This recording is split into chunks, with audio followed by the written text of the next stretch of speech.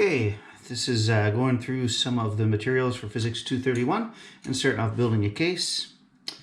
First thing is we're going to need a few tools, a couple different screwdriver sizes, just Phillips here today to start with. And some of the things are not included. So some small Phillips screwdriver and a medium Phillips screwdriver. You might possibly need some pliers or other things as we go on today.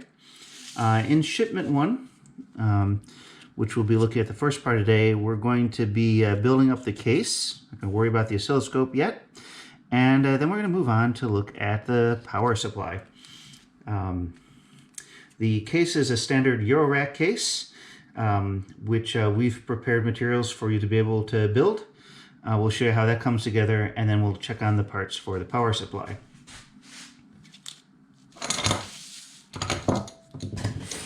So here's the box, and here's what's inside it. And we're going to rummage through it and find a couple of baggies.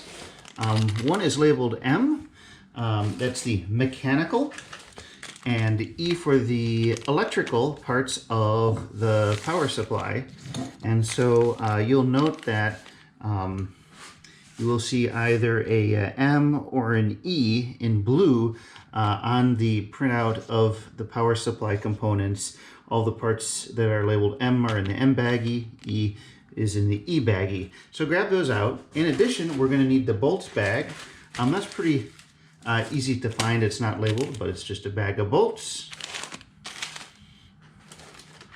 And then we're going to need some of the case parts. So to start with, the vector rails. Vector rail is a very specific type of aluminum extrusion. I've tried to give you rails which I cut down to size. We buy them in bulk cheaply. And they have slots in them to which we're going to use those slots to connect parts together. So you go ahead and take those apart. One will be the top and bottom of the case. You'll notice that one side has a slot in the large flat end, and they'll be facing like this. So the exterior of the case is going to have the side that doesn't have that middle extrusion in it. A couple more things we're going to need would be the sides of the case. They're in plastic. And they were laser cut out of 1/8 inch acrylic. So the laser cut acrylic stand. And you can now go ahead that you're ready to build the case, peel off the protective plastic layer that should be on the sides.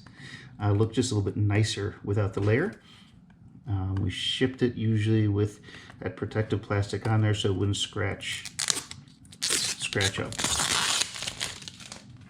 It also helps when laser cutting it to have that protective plastic on, otherwise a lot of this sort of plastic debris comes up and coats. One.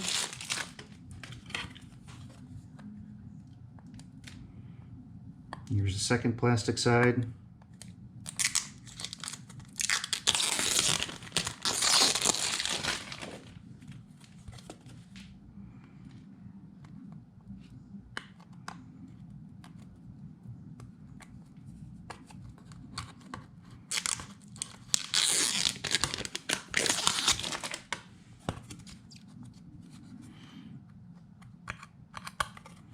They should line up very nicely. The laser cutter does a great job, of course, of repeating things.